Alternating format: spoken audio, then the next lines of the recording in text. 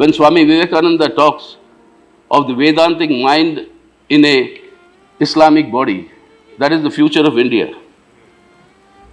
Swami Vivekananda was not somebody who didn't see what is the future of our country. It is only the syncretic evolution of India as we know today that is our strength. If on our diversity you try to impose a uniformity, whether it's a religious uniformity, whether it's a linguistic uniformity, whether it is a cultural uniformity, then this country can never remain together. It will only implode. ശബ്ദം മൃദുവാണ്, പക്ഷേ വാക്കിന് മൂർച്ച കുറവില്ല, ആശയത്തിൽ വ്യക്തതയും. അതായിരുന്നു സീതാറാം യെച്ചൂരി. 2017 രാജ്യസഭയിലെ അവസാന ദിനത്തിൽ അദ്ദേഹം വേവലാതിപ്പെട്ടത് രാജ്യത്തെക്കുറിച്ചും സമൂഹത്തെക്കുറിച്ചുമായിരുന്നു, അതിനു മുമ്പുണ്ടായിരുന്നതിനേക്കാൾ അധികം. This post-truth, the battle against post-truth, sir, is something that really concerns me. It concerns us. We've spoken so often here. Please come back to the realities of what we are. Please understand the reality. Your farmers committing suicide, which are growing. Your youth that is going around the country feeling a sense of insecurity. We have the youngest country in the world. If we can give our youth education, health and jobs, nobody can stop India from being the leader of knowledge society in the world. We have that potential. തുടർന്നിങ്ങോട്ട് അവസാനം വരെയും അതേ ആധിയായിരുന്നു, അതിനെ മറികടക്കാനുള്ള വഴി തേടലും.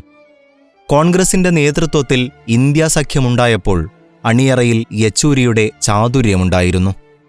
കോൺഗ്രസുമായി സഖ്യം പാടില്ലെന്ന പാർട്ടിയിലെ കടുംപിടുത്തക്കാരെ അനുനയിപ്പിക്കാനുള്ള സ്ഥൈര്യവും. മുൻഗാമി ഹർകിഷൻ സിംഗ് സുർജിത്തിനെപ്പോലെ ബിജെപിയെ അധികാരത്തിൽ നിന്ന് അകറ്റി നിർത്തുന്നതിൽ വിജയിച്ചില്ലെങ്കിലും അവരെ കേവല ഭൂരിപക്ഷത്തിന് താഴെ നിർത്താൻ ഇന്ത്യാ സഖ്യത്തിന് സാധിച്ചപ്പോൾ തെളിഞ്ഞത് യെച്ചൂരിയുടെ കൂടെ ചിരിയായിരുന്നു. 2015 മുതൽ CPIM ജനറൽ സെക്രട്ടറി, 1992 മുതൽ പോളിറ്റ് ബ്യൂറോ അംഗം, 2005 മുതൽ 2017 വരെ രാജ്യസഭാംഗം. സ്ഥാനങ്ങൾ ഒരുപക്ഷെ ഇങ്ങനെ ചുരുക്കാം. അതിനപ്പുറത്ത് കറകളഞ്ഞ കമ്മ്യൂണിസ്റ്റ് എന്ന സ്ഥാനമാകും യെച്ചൂരിക്ക് ഏറ്റവും വലുത്.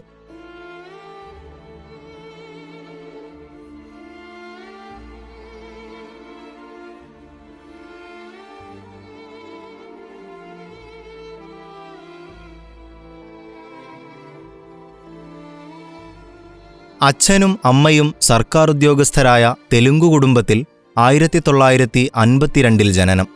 കുട്ടിക്കാലവും പ്രാഥമിക വിദ്യാഭ്യാസവുമെല്ലാം ഹൈദരാബാദിൽ. CBSE ഹയർ സെക്കൻഡറി പരീക്ഷയിൽ 1ാം റാങ്ക്.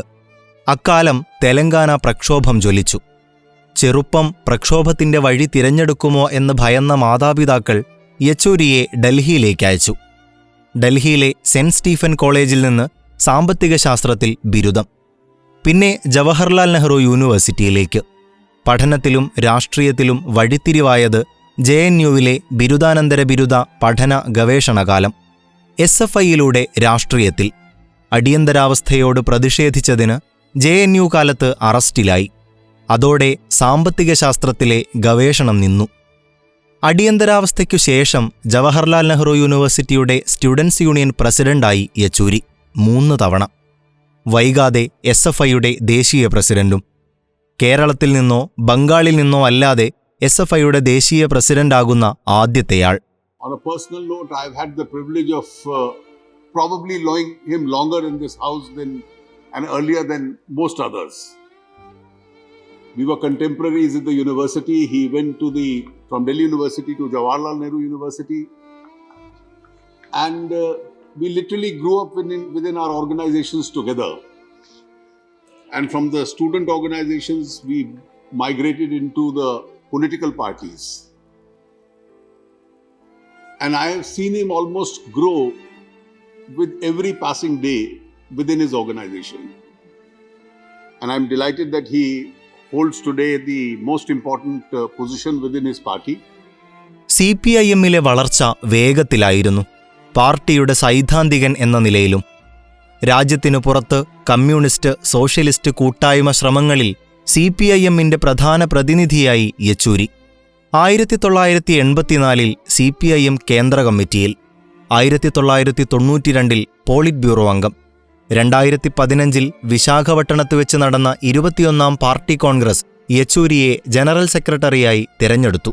പിന്നെ 2 തവണ കൂടി ജനറൽ സെക്രട്ടറി. 1990കളുടെ മധ്യത്തോടെ ദേശീയ രാഷ്ട്രീയത്തിൽ CPIMന്റെ നയം നിശ്ചയിക്കുന്നതിൽ നിർണായക ശബ്ദമായി Yechury.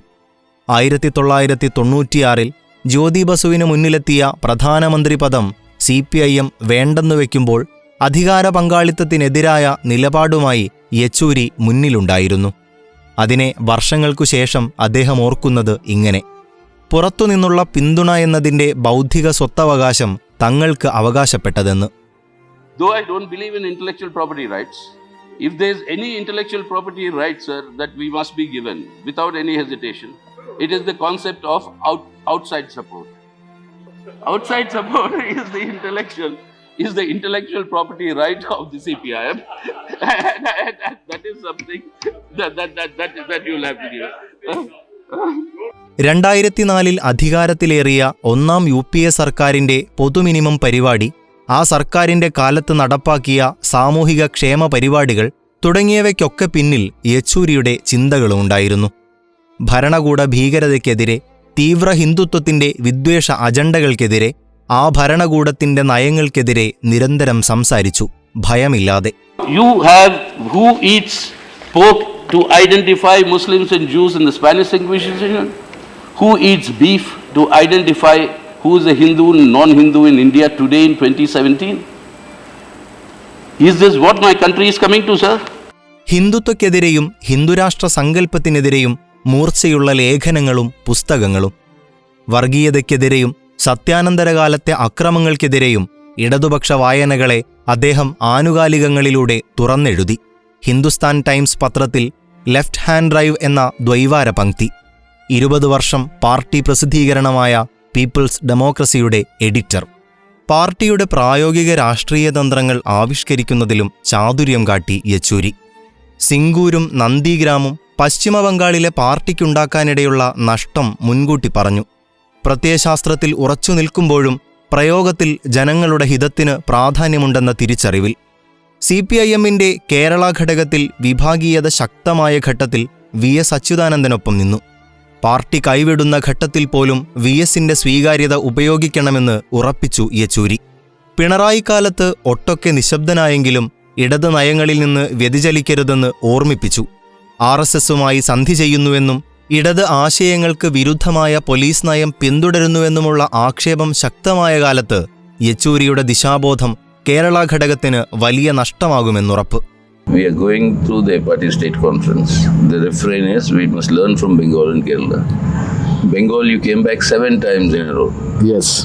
Here you happened the second Only time, which second. is also unprecedented. Unprecedented, Kerala. But you've come back here.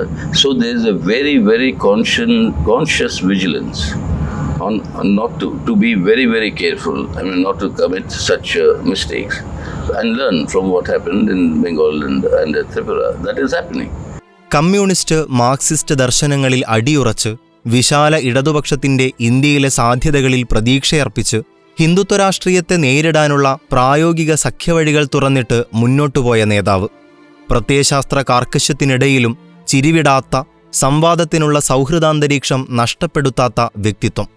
Yechury വിടവാങ്ങുമ്പോൾ ദേശീയ രാഷ്ട്രീയത്തിൽ പകരം വയ്ക്കാൻ കമ്മ്യൂണിസ്റ്റ് പാർട്ടിക്ക് മുഖങ്ങളില്ല. വിടവാങ്ങിയത് ഇന്ത്യൻ കമ്മ്യൂണിസ്റ്റ് പ്രസ്ഥാനങ്ങളുടെ അവസാന ദേശീയ നേതാക്കളിൽ ഒരാളാണ്. When we say सारा जहां से अच्छा हिंदुस्तान हमारा, हम बुलबुले हैं इसके, ये गुलसिता हमारा. What is this, sir? We're talking of a garden where there'll be various flowers, there'll be various birds, there'll be various scents, and there'll be bees that will be interconnecting between these flowers. That Gulsita is our country.